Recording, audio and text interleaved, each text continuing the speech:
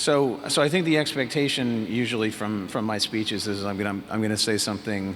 I'm going to talk a lot about disruptive technology, and I'm going to talk a lot about usually throw a bit of a curveball and take things in a different direction. In this case, actually, I'm going to defy expectations and give what may end up being a rather boring and prosaic speech that comes from the fact that I'm fundamentally very interested in the science of immunotherapy, and that's actually what gets me going. It's also influenced by the fact, thank you. It's also influenced by the fact that I spent 6 hours last night hanging out with scientists, and so I sort of went to bed with this acronym soup going through my mind that seems to have permeated my speech. In any case, the people assembled in this room, the scientists and clinicians and donors and activists, are all on the cusp of what I think we all agree is a once-in-a-lifetime revolution in medicine. And as I think we all know at this point, CRI was founded in 1953, and for 30 years, it was the only organization dedicated to conducting research on the relationship between the immune system and cancer. And it's in large part due to that early vision that we find ourselves here tonight at the epicenter of a movement in cancer research that I think many of us believe actually has the best chance of eradicating cancer once and for all. And that's a bold statement.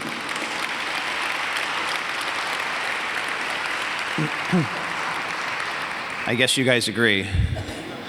So I'm going to keep the background relatively short, since the truth is you guys already know something about immunotherapy because you're here. And collectively, the scientists who are present in this room represent probably most of the world's knowledge about the field. So it's a little difficult for me to give my usual stump speech where I give an introductory background to immunotherapy.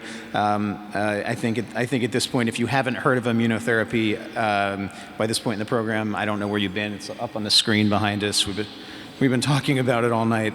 So rather than talk about what we already know, I want to take a little far riskier path, and talk about what we don't know. In fact, I want to talk about two specific big picture questions about what we don't know. The first question is best understood against the backdrop of this incredibly complex system, the immune system.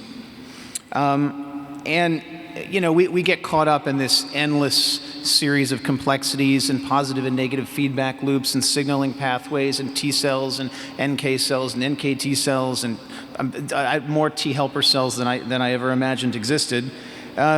Against that backdrop, we can't lose sight of the end game. And so I think the most important question we have to ask ourselves is, what is the promise of immunotherapy? The second question is what kind of questions still need to be answered in order to achieve that end game? So I think we should be clear about what that end game is. The true promise of immunotherapy is this.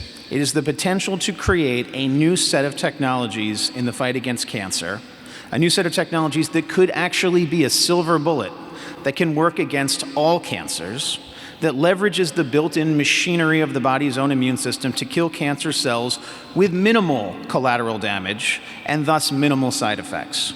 And it's this sort of weapon that makes past generation of treatments like chemotherapy and radiation seem crude and downright barbaric by comparison.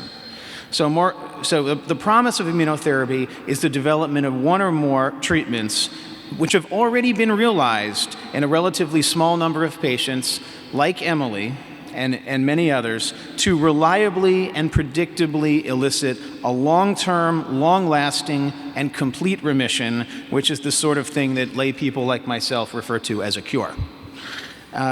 So what's left to learn? Our model of the immune system is orders of magnitude more complex than it was in the 1950s when CRI was founded. And it's this working model of the immune system, paired with advances in synthetic biology, genomics, and other technologies that have led to the astonishing results that we've seen in things like chimeric antigen receptors in patients with leukemia and lymphoma, immune checkpoint blockade in melanoma and other diseases, patients whose time had run out, who had spent decades battling cancer, for whom every treatment had failed. And these patients bravely underwent experimental therapies that, against all odds, managed to not only stop cancer in its tracks, but eradicate, in some cases, all traces of cancer from their bodies.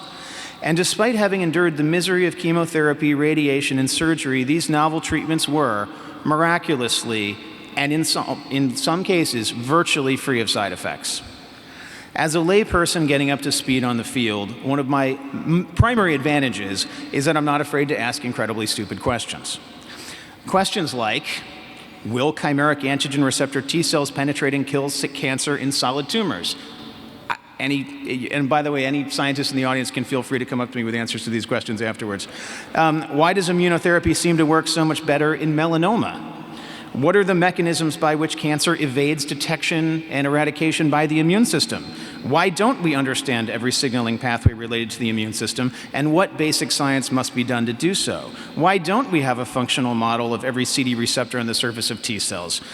We know that ipilimumab works in 20 to 25% of patients. Why does it work in those patients and not in others? I don't know. And what about combination therapies? The body also has a variety of killer cells, effector cells beyond T cells. We talk a lot about T cells, such as NK cells, NKT cells, and the Th17 cell. And I hear a ton of conversation from doctors or researchers about these cells, but I don't see a lot of research. And frankly, after this talk, if anyone in the audience can come up to me and tell me what the hell an NKT cell is, and whether it has the same, better, or worse ability to kill cancer than a T cell, let me know. So some of these questions represent holes in our basic scientific model of the immune system. Some of them require only more empirical experimentation to prove out. Yet, whenever I have a chance to speak to a half a dozen immunotherapy researchers at one time without losing my mind, I tend to get a half a dozen different answers to questions like these. The reasons for this are many, but they generally boil down to two recurring themes in the world of scientific research: collaboration and money. Probably more emphasis on the money part. This field has advanced more quickly with less funds as a total percentage of NCI funding than any other area of research. And despite the relatively small number of labs dedicated to immunotherapy, the amount of collaboration and information sharing has been, sadly, very limited. These are two areas where CRI has been instrumental, and they are both areas where I will be focused in the coming years. Despite these challenges, there is incredible cause for optimism. The field that CRI pioneered 60 years ago, once the fringe of cancer research, I mean, you had to be crazy to work on this stuff 60 years ago, like kind of really crazy, has now become one of the hottest fields in medicine.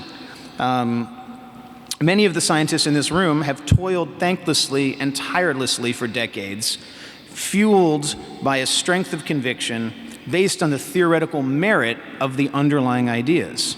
And the funding trickled in slowly, and for those that persevered, the progress was slow. These scientists and clinicians who dedicated their lives to get us here today are the only ones who deserve to be honored. It is their dedication that gives us this hope, the hope for a world free of cancer. I'm truly honored to have an opportunity to work with all of you at this pivotal moment in history. It is my firm belief, and a belief that I think is shared by most people in this room, that the end of cancer is actually closer at hand than anyone outside of this room even realizes. What I've taken from this experience is that it's an incredible privilege to be involved with such an extraordinary group of people at what I genuinely believe is an extraordinary moment in time. Thank you.